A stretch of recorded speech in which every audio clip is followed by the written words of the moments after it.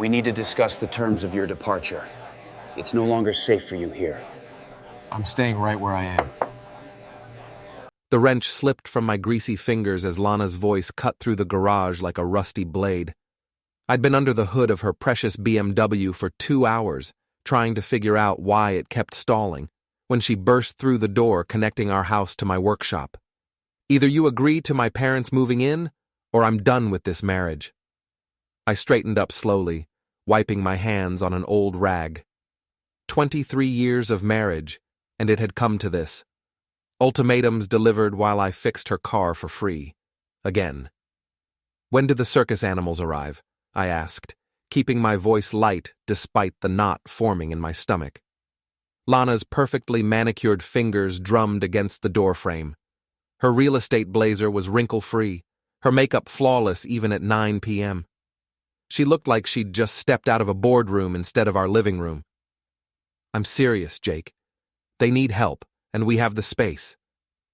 We have the space because I built this house with my own hands, I reminded her. Every beam, every nail, Your little construction hobby doesn't change the facts. She turned away, already dismissing me. They're getting older, and I won't abandon family like some people do. That stung. My parents had passed years ago, and Lana knew it was still a sore spot. But her parents, Harold and Margaret Winters, were about as helpless as a pair of sharks. Harold had retired from his accounting firm with a pension that could choke a horse, and Margaret spent her days at the country club complaining about the help. I watched Lana retreat into the house, her heels clicking against the hardwood floors I'd installed myself. Through the window, I could see her settling onto the couch with her phone, fingers flying across the screen. Something wasn't right. The ultimatum felt rehearsed, like she'd practiced it in front of a mirror. And lately, there had been other things. Late nights at the office, new clothes that cost more than most people made in a week, a sudden interest in expensive restaurants I'd never heard of. I finished the work on her car, my mind churning. The engine purred like a contented cat when I started it up. At least one thing in my life was running smoothly. Back in the house, Lana was still glued to her phone. I grabbed a beer from the fridge and settled into my recliner, pretending to watch the news while keeping one ear tuned to her conversation. He'll cave, she was saying, voice barely above a whisper. He always does. If not, I have other plans. My grip tightened on the beer bottle. Other plans? No, tomorrow night is perfect, she continued. The Riverside Hotel, same room as last time. The news anchor's voice faded into background noise. The Riverside Hotel was downtown, expensive, the kind of place where Lana claimed she took important clients for dinner meetings. But dinner meetings didn't require hotel rooms. I kept my expression neutral, years of poker games at the shop paying off. When Lana finally ended her call and announced she was going to bed early, I simply nodded and wished her good night. But sleep was the last thing on my mind. The next morning, Lana left for work in her freshly repaired BMW, without so much as a thank you. I watched from the kitchen window as she backed out of the driveway, already talking on her phone before she reached the street. My auto shop didn't open until 9, which gave me time to think. 23 years of marriage had taught me to read Lana's moods, and something had shifted in recent months. The woman who used to bring me lunch at the shop now barely acknowledged my existence. The woman who used to plan weekend getaways now spent her free time at mysterious networking events. I'd built Peterson Auto Repair from nothing, starting with a single bay in a rented garage and growing it into the most trusted shop in our part of town. Hard work, honest prices, and treating people right had earned me a reputation that stretched 3 counties wide. But apparently, that wasn't enough for Lana anymore. My first customer arrived at 9 sharp, Mrs. Rodriguez with her ancient Honda that needed more love than a rescue puppy. I lost myself in the familiar rhythm of diagnosis and repair, but my mind kept drifting back to Lana's phone conversation. Before we dive deeper into this story, I have one small request. Please subscribe, drop a like, comment, and hit that hype button to boost this channel so more people can discover these incredible Reddit stories. Around noon, my old friend Dan stopped by. He worked at Murphy's Bar downtown, the kind of place where the wealthy folks went to see and be seen. Dan had been feeding me gossip about the local elite for years, most of it harmless small-town drama. "Jake, you got a minute?" Dan's expression was serious, which was unusual for a guy who treated everything like a joke. I wiped my hands and followed him outside, away from my employees. "This is awkward, man, but I thought you should know." Dan shifted uncomfortably. "Lana's been coming into Murphy's pretty regularly, always with the same guy, tall, expensive suit, drives a silver Mercedes." My stomach dropped, but I kept my voice steady. "Business dinners, probably. She's always meeting clients." "Yeah, that's what I figured at first." Dan looked miserable. "But last week, I saw them in one of the private booths. And Jake, they weren't discussing real estate." The wrench in my hand suddenly felt like it weighed 100 pounds. "You sure?" "Sure enough that I've been losing sleep over whether to tell you." Dan clapped a hand on my shoulder. "I'm sorry, buddy." After Dan left, I stood in my parking lot for a long time, watching traffic flow past on the main road. Part of me wanted to march into Lana's office and confront her right then, but another part, the part that had learned patience from years of diagnosing tricky engine problems, wanted more information first. That evening, Lana announced she had a late client meeting and wouldn't be home until after 10. She kissed my cheek with lips that felt like ice, grabbed her purse, and headed for the door. "Drive safe," I called after her, the same words I'd said 1,000 times before. But this time, I meant something different entirely. I waited 15 minutes, then climbed into my pickup truck and headed downtown.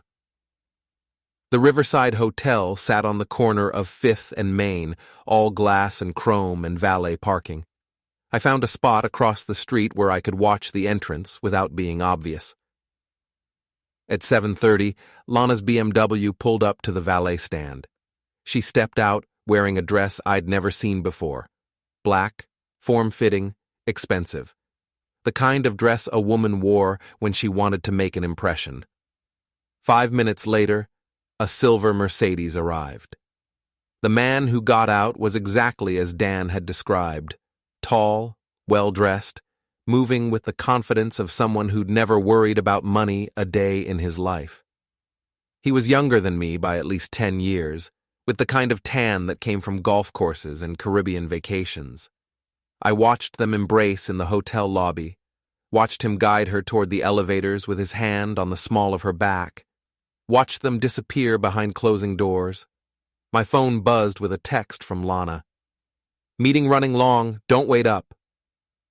I sat in my truck for another hour, engine off, windows down, listening to the sounds of the city around me.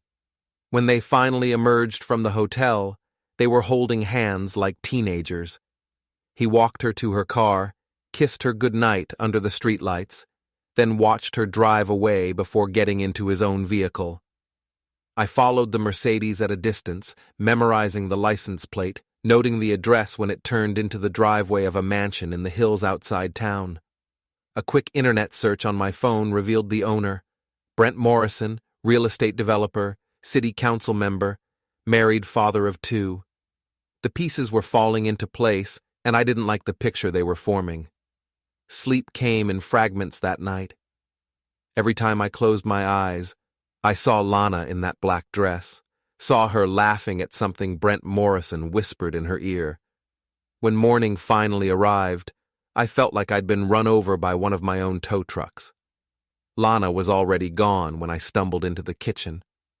A note on the counter informed me she'd be working late again, some big project that required her full attention. Right. At the shop, I threw myself into work with unusual intensity. A transmission rebuild that should have taken me all day was finished by noon. My employees gave me worried looks, probably wondering why their normally easygoing boss was attacking every task like it owed him money. During lunch break, I did some research on my office computer. Brent Morrison's real estate empire was impressive. Shopping centers, apartment complexes, commercial developments scattered across 3 states. His company's website featured glossy photos of him shaking hands with politicians and cutting ribbons at grand openings. The perfect picture of success and respectability. His personal life seemed equally polished.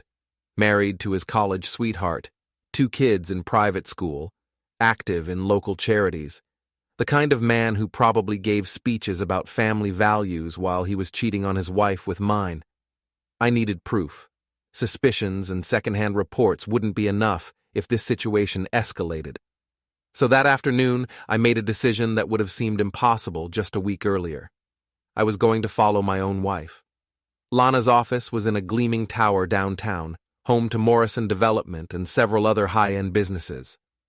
I parked in a nearby garage and walked to a coffee shop with a clear view of the building's entrance. At 5:15, she emerged with Brent Morrison at her side. They walked 3 blocks to Murphy's Bar, Dan's workplace. I followed at a distance, grateful for the evening crowd that provided cover. Through the restaurant's windows, I watched them settle into a corner booth, heads close together in intimate conversation. My phone had a decent camera, and the lighting was good enough to capture several clear photos of them together, Brent's hand covering hers across the table, his thumb stroking her wrist while she smiled. The kind of casual intimacy that takes time to develop. They ordered drinks but barely touched them, too absorbed in each other to care about anything else. After an hour, Brent signaled for the check, and they headed for the exit. I was already moving toward my truck when they emerged onto the sidewalk. This time, instead of going to the hotel, they walked to the parking garage where Brent had left his Mercedes. I managed to get close enough to hear fragments of their conversation. "Can't keep doing this," Lana was saying. "Soon," Brent replied, his voice smooth and confident. "Just a little longer, and we won't have to sneak around anymore." They kissed in the shadows between 2 SUVs, and I captured that too. Then Lana got into the Mercedes with him, leaving her BMW in the garage. Following them was trickier now, but I managed to stay close enough to see them turn into the driveway of a small house on the outskirts of town. Not Brent's mansion. This looked like a rental property, the kind of place someone might use for private meetings. I parked down the street and waited. The lights in the house stayed on for 2 hours before Brent's car finally emerged from the driveway. I followed them back to the parking garage, watched Lana get into her own car, then tailed her home from a distance. She arrived 20 minutes after I did, her explanation already prepared. "Sorry I'm so late," she said, not quite meeting my eyes. "Client emergency, you know how it is." "Sure," I replied, keeping my voice neutral. "Rough night?" "The worst." She kicked off her heels and headed for the stairs. "I'm going to take a shower and go straight to bed." I waited until I heard the water running, then checked her purse. Along with the usual items, I found a hotel key card for the Riverside and a receipt from an expensive restaurant I'd never been to. The receipt was for 2 people, dated 3 days ago, and the total was more than I typically spent on groceries in a month. But the real surprise was tucked into a side pocket. A small jewelry box containing a diamond bracelet that must have cost more than most people's cars. The inscription inside the lid read, "To my darling L, until we can be together always." B. I put everything back exactly as I'd found it and went to my workshop. Surrounded by the familiar smells of motor oil and metal, I tried to process what I'd learned. My wife of 23 years was having an affair with a wealthy developer who was apparently buying her expensive gifts and making promises about their future together. The smart thing would be to confront her, maybe suggest marriage counseling, try to work things out like reasonable adults. But as I sat there in the dark, surrounded by the tools and machinery that represented everything I'd built with my own hands, I realized I wasn't feeling particularly reasonable. Lana had made her choice. Now it was time for me to make mine. The next few days passed in a strange sort of normalcy.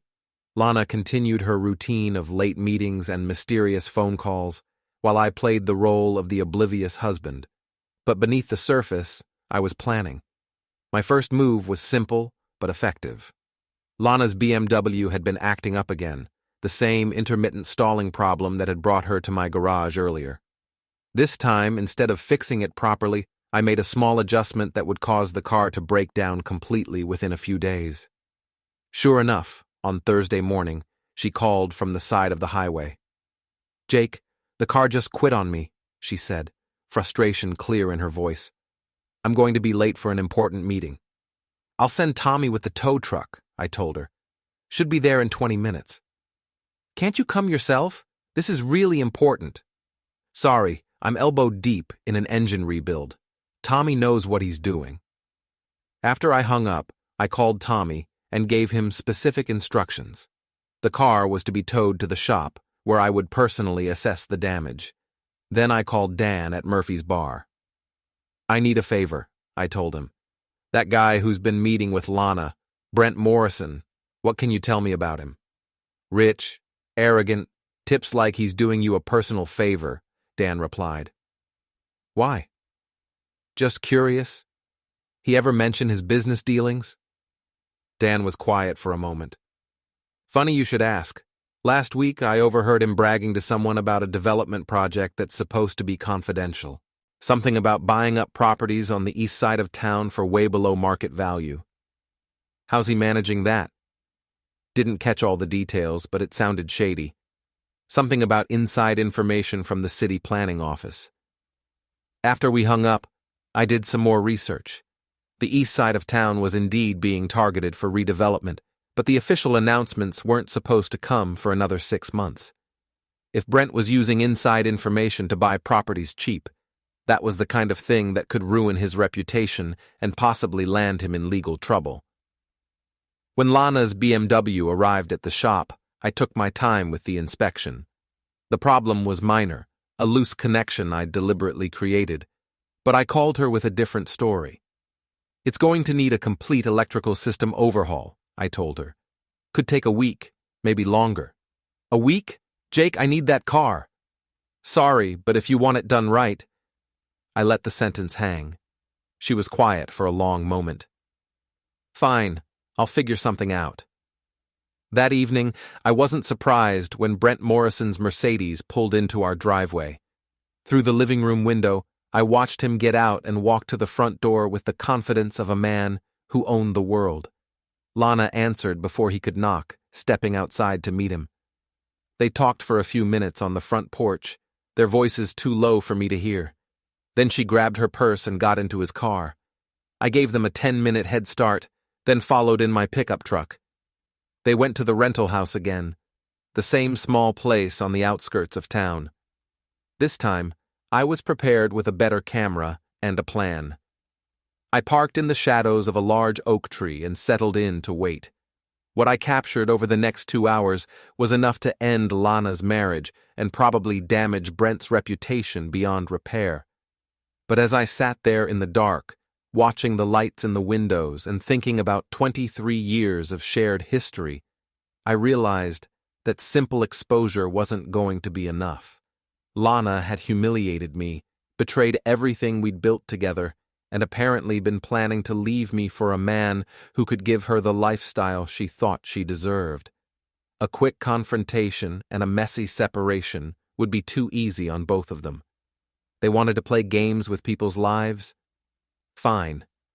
I'd spent my career solving problems that stumped other people, finding solutions where others saw only complications. This was just another puzzle to work through, step by step, until I reached the outcome I wanted.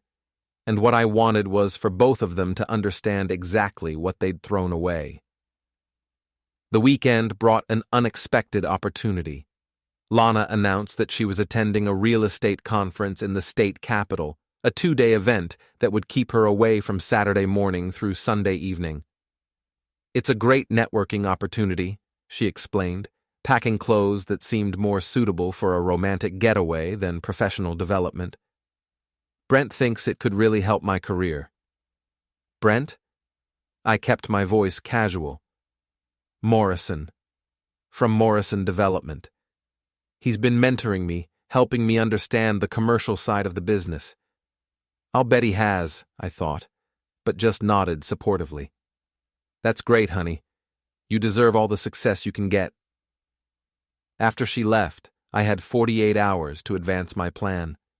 My first stop was the public library, where I spent several hours researching property records and city planning documents. What I found confirmed Dan's suspicions. Brent Morrison had been buying properties on the east side of town for months, always at prices well below market value. The pattern was clear once you knew what to look for. A property would be quietly listed. Brent would make an immediate cash offer, and the sale would close within days. No competing bids, no lengthy negotiations, just quick transactions that saved him hundreds of thousands of dollars. Someone was feeding him inside information, and I had a pretty good idea who. My next stop was City Hall, where I made copies of several key documents. Then I drove to the east side of town and took photographs of the properties Brent had purchased. Most were small businesses or older homes, the kind of places that would be swept away when the redevelopment project was officially announced. That evening, I created an anonymous email account and sent a carefully worded message to the city's ethics office, attaching copies of the documents and photos I'd gathered. I didn't make any direct accusations, just raised questions about potential conflicts of interest and suggested they might want to investigate the timing of certain property purchases. Sunday afternoon, I was working in my garage when my neighbor Steve wandered over with a beer in his hand and gossip on his mind. "Hey, Jake, wasn't that Lana I saw getting into some fancy car the other night?" Steve was retired, which meant he had plenty of time to watch the neighborhood and form opinions about what he saw. Usually, I found his nosiness annoying, but today it might be useful. "Probably a client," I said, not looking up from the carburetor I was rebuilding. Looked pretty cozy for a business relationship. Steve took a long pull from his beer. "Young guy, expensive car, you know how it is." "Not really." "Come on, Jake. We've all seen the signs. Working late, new clothes, that look women get when they think they've found something better." Steve's voice carried the satisfaction of a man who enjoyed being the bearer of bad news. "My ex-wife went through the same phase before she ran off with her tennis instructor." I set down my wrench and looked at him directly. "What exactly are you trying to say, Steve?" "Nothing, nothing." He held up his hands in mock surrender. "Just that if it were me, I'd want to know what was really going on." After he left, I sat in my garage thinking about small-town gossip and how quickly it could spread. Steve wasn't the only neighbor who'd probably noticed Lana's unusual behavior. A few carefully planted seeds of information could grow into a very public embarrassment for both her and Brent. But that was a tool to save for later. Right now, I had more immediate concerns. Lana returned from her conference Sunday evening with a glow that had nothing to do with professional development. She was full of stories about networking opportunities and industry insights, none of which rang true when I compared them to the actual conference agenda I'd found online. "Sounds like it was really valuable," I said, watching her unpack clothes that showed no signs of having been worn. "Oh, it was. Brent introduced me to some amazing people. I think this could be a real turning point for my career." "That's wonderful. I'm happy for you." She looked at me with something that might have been surprise, as if she'd expected a different reaction. For a moment, I thought she might actually confess, might give us a chance to work through this like adults. Instead, she just smiled and went upstairs to shower. Later that night, while she slept beside me, I lay awake making final plans. The anonymous tip to the city ethics office would take time to develop into anything useful, but I had other tools at my disposal, other ways to apply pressure. Brent Morrison had built his reputation on being smart, successful, and trustworthy, but every man had weaknesses, and I was beginning to understand his. He was arrogant, careless about covering his tracks, and apparently believed that money and influence made him untouchable. Time to test that theory. Monday morning brought the first crack in Brent Morrison's perfect facade. The local newspaper ran a small item about the city ethics office opening an investigation into potential conflicts of interest in recent property transactions. No names were mentioned, but anyone familiar with East Side development would be able to connect the dots. I was reading the article over coffee when Lana came downstairs, already dressed for work and checking her phone. "Anything interesting?" she asked, glancing at the newspaper. "Just local politics, some investigation into property deals." I folded the paper and set it aside. Probably nothing. But Lana's expression had changed, and I saw her fingers tighten around her phone. She knew exactly what the article was referring to, which confirmed my suspicions about her role in Brent's insider information scheme. "I should get going," she said, grabbing her purse and heading for the door. Busy day ahead. After she left, I called Tommy at the shop and told him I'd be late. Then I drove to Morrison Development's offices, parking across the street where I could watch the building's entrance.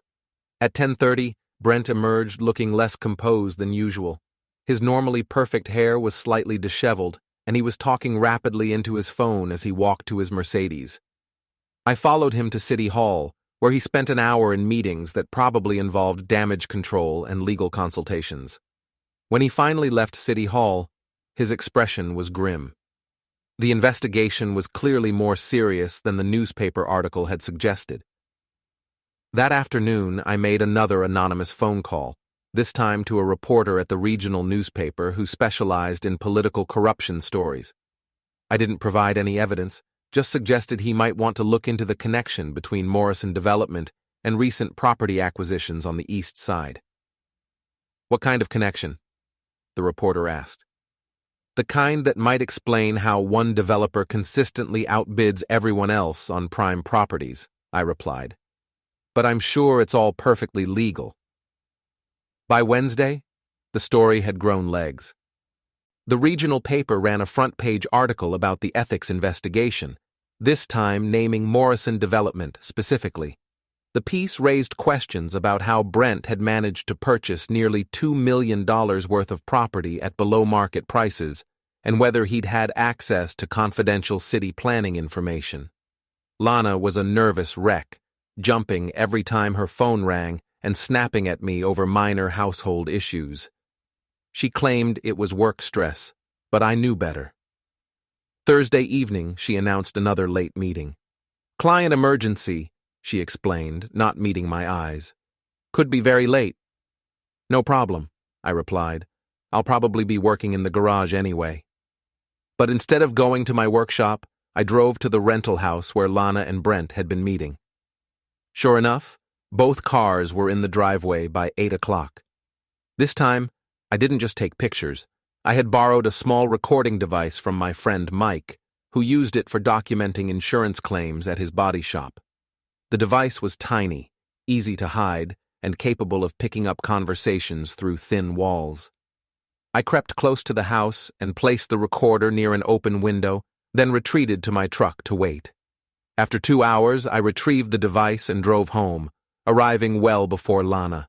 The recording was better than I'd hoped.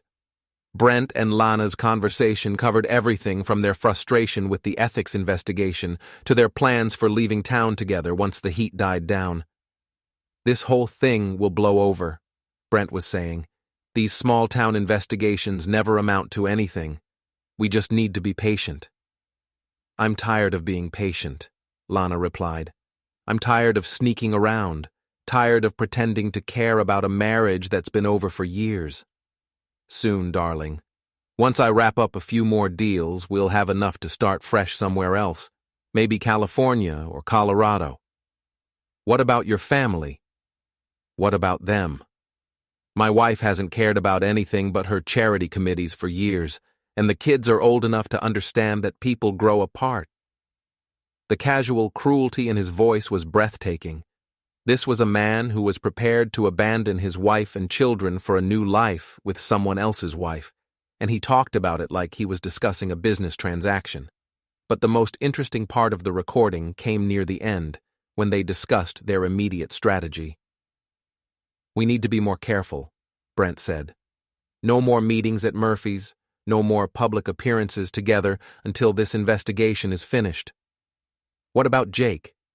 He's starting to ask questions. What kind of questions? Nothing specific, but he's not as clueless as he pretends to be. Yesterday he asked about my conference, wanted to see the materials I brought back. You didn't save any of the hotel receipts, did you? Of course not, but he's getting suspicious. Then maybe it's time to accelerate our timeline. I listened to the recording 3 times, making notes and planning my next move. Brent and Lana thought they were being careful, but they were about to discover just how thoroughly their secrets had been exposed. The ethics investigation was just the beginning. Soon, everyone in town would know exactly what kind of people they really were. Friday afternoon, I closed the shop early and drove to Morrison Development. The building's parking garage was nearly empty, most employees having left for the weekend. Brent's silver Mercedes sat in its reserved spot near the elevators. I'd brought a few tools with me, nothing dramatic, just some basic equipment that any mechanic might carry. It took less than 5 minutes to make the adjustments I wanted to Brent's car. Nothing dangerous, just inconvenient enough to make a point. Then I went home and waited. Lana arrived at 6, claiming she needed to work through some paperwork before the weekend. She was upstairs changing clothes when my phone rang. "Jake, it's Brent Morrison." His voice was tight with barely controlled anger. "I think we need to talk." "About what?" "About my car and about certain anonymous tips that have been causing problems for my business." I kept my voice neutral. "I'm not sure what you're talking about. Meet me at Murphy's bar in 1 hour. Come alone." The line went quiet. I sat there for a moment, considering my options. Brent had figured out that I was behind his recent troubles, which meant the game was moving to a new level. Fine, I was ready for that. I told Lana I was meeting a client about a restoration project, then drove downtown to Murphy's. The bar was busy for a Friday night, which suited my purposes perfectly. Whatever Brent had planned, he'd have to keep it civilized with witnesses around. I found him in a corner booth, nursing a whiskey and radiating hostility. He'd traded his usual expensive suit for jeans and a polo shirt, but he still looked like money. The kind of man who'd never worked with his hands or worried about making payroll. "Sit down," he said without looking up. I slid into the booth across from him, noting the way his jaw was clenched and his knuckles were white around his glass. This was a man barely holding on to his composure. "Nice evening," I said conversationally. "Cut the act, Peterson. We both know why we're here." "Do we?" "Because I'm still not sure what this is about." He leaned forward, lowering his voice. "It's about you sticking your nose into things that don't concern you. It's about anonymous tips and ethics investigations and my car mysteriously breaking down in the middle of downtown traffic." "Sounds frustrating." "You have no idea what you're messing with here. I've got lawyers, connections, resources you can't even imagine. Keep pushing, and I'll bury you so deep you'll never crawl out." I took a sip of my beer, letting the silence stretch between us. Around us, the normal sounds of a busy bar continued: laughter, conversation, the clink of glasses. Normal people living normal lives, unaware of the drama playing out in the corner booth. "Here's what I think," I finally said. "I think you're a man who's used to getting what he wants, when he wants it. I think you're used to people backing down when you make threats. But mostly, I think you've made a serious mistake." "What mistake is that?" "You picked the wrong man's wife to play around with." The words hung in the air between us like a challenge. Brent's face went through several expressions: surprise, calculation, then a cold smile that didn't reach his eyes. "So you know." "I know a lot of things. I know about the rental house on Maple Street. I know about the hotel meetings and the expensive gifts. I know about the insider information you've been getting about city development projects." His smile faded. "You can't prove anything." "Can I?" I pulled out my phone and showed him one of the photos I'd taken, him and Lana kissing in the parking garage. "This one's my favorite, but I've got plenty more." "What do you want?" "What makes you think I want anything?" Everyone wants something. Money, usually. How much? I laughed, genuinely amused by his assumption. You think this is about money? Isn't it always? Not this time. I leaned back in my seat, studying his face. This is about consequences. You and Lana made choices, and now you get to live with the results. What kind of consequences? The kind that happen when a small town finds out that one of its most prominent citizens is a cheat and a fraud. The kind that happen when the ethics investigation turns up evidence of corruption. The kind that happen when your wife finds out what you've been doing with her charity fund donations. That last part was a bluff, but the way Brent's face went pale suggested I'd hit close to home. You're making a mistake, he said quietly. I'm not someone you want as an enemy. Neither am I. I stood up, leaving money on the table for my beer. Enjoy the rest of your evening, Brent, and give my regards to your wife when you get home.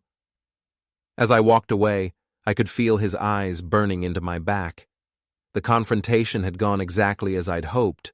Brent now knew that I was a serious threat, but he didn't know the full extent of what I had planned. The real fireworks were still to come. Saturday morning brought the kind of perfect autumn weather that made our small town look like a postcard. Clear skies, crisp air, and the smell of wood smoke from chimneys just beginning their seasonal duty. It was the kind of day that should have been peaceful. Instead, it marked the beginning of the end for Brent Morrison and my marriage. The first explosion came at 8 a.m. when the regional newspaper hit doorsteps across town with a front-page story that made the previous week's coverage look like a gentle warm-up. The headline read, "Developer used inside information in million-dollar land grab." The article was thorough, well-researched, and devastating.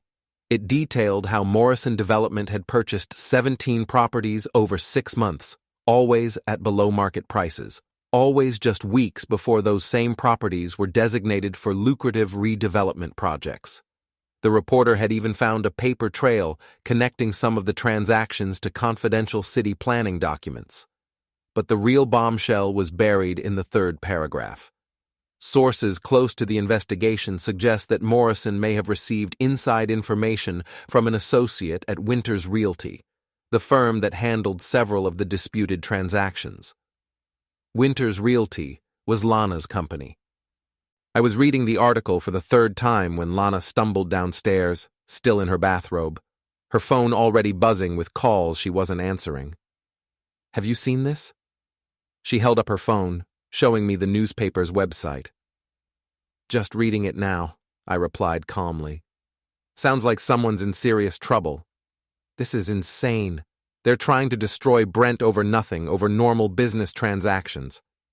"Is that what they were?" She looked at me sharply. "What's that supposed to mean?" "Just wondering how someone consistently outbids everyone else on prime properties. Lucky, I guess. You don't know what you're talking about." "Maybe not." I folded the newspaper and set it aside. "But I know what I saw." "What you saw where?" "At Murphy's Bar, at the Riverside Hotel, at that little rental house on Maple Street." The color drained from Lana's face.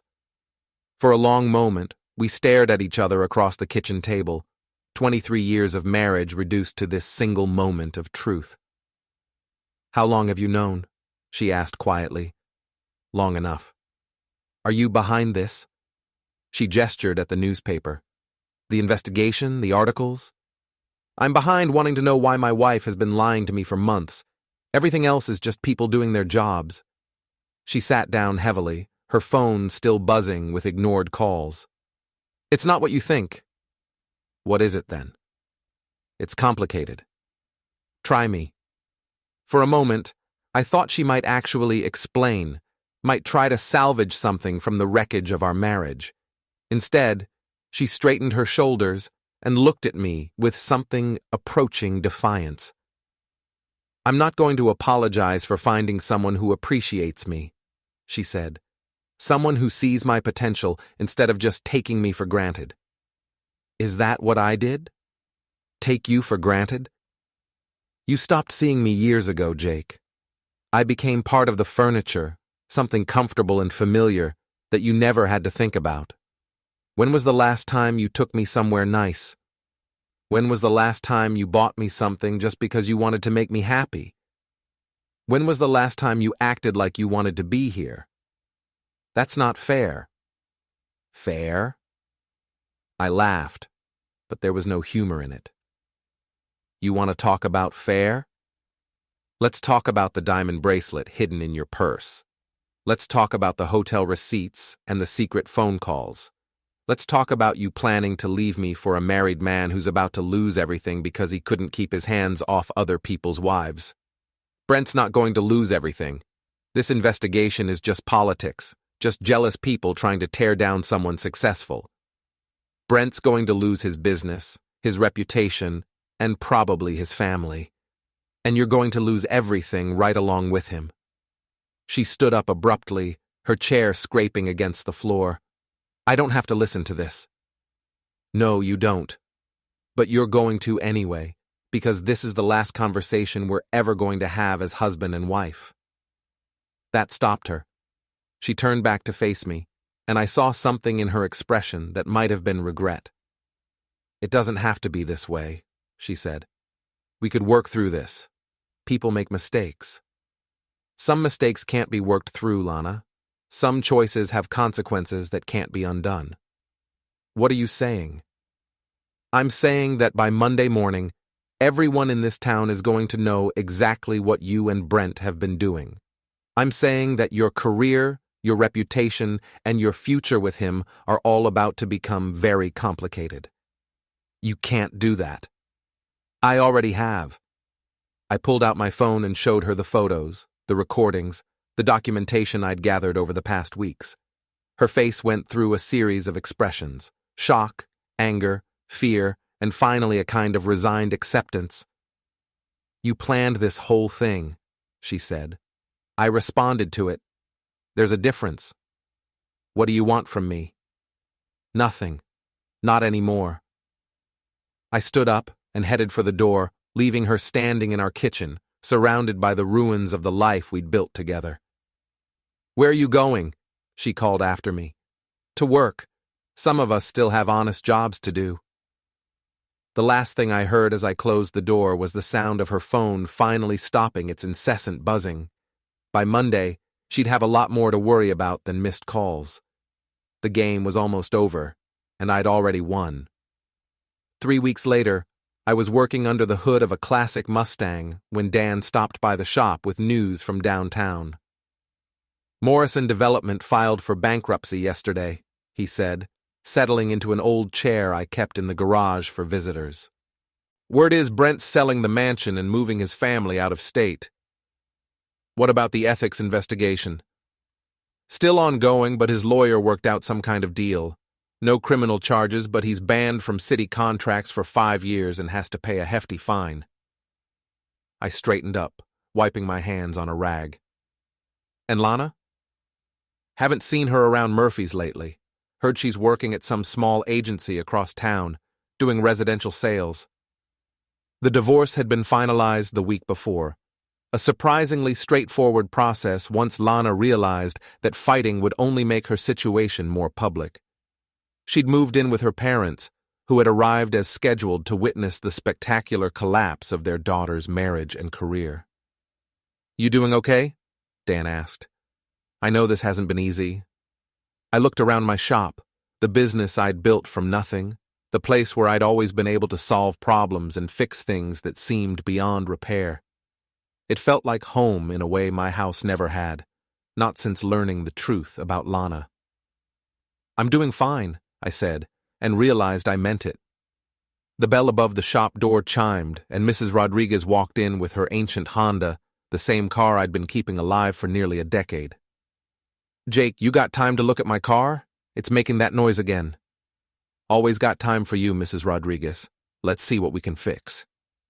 As I walked toward her car, I felt something I hadn't experienced in months, a sense of purpose, of belonging, of being exactly where I was supposed to be. The game with Lana and Brent was over, and I'd won more completely than I'd ever imagined possible. But more importantly, I'd learned something about myself in the process. I was a man who fixed things, who solved problems, who didn't back down when threatened. I was a man who deserved better than what I'd been settling for. And for the first time in years, I was looking forward to finding out what came next. The Mustang's engine purred to life under my hands, smooth and powerful and perfectly tuned, just the way I liked things to be.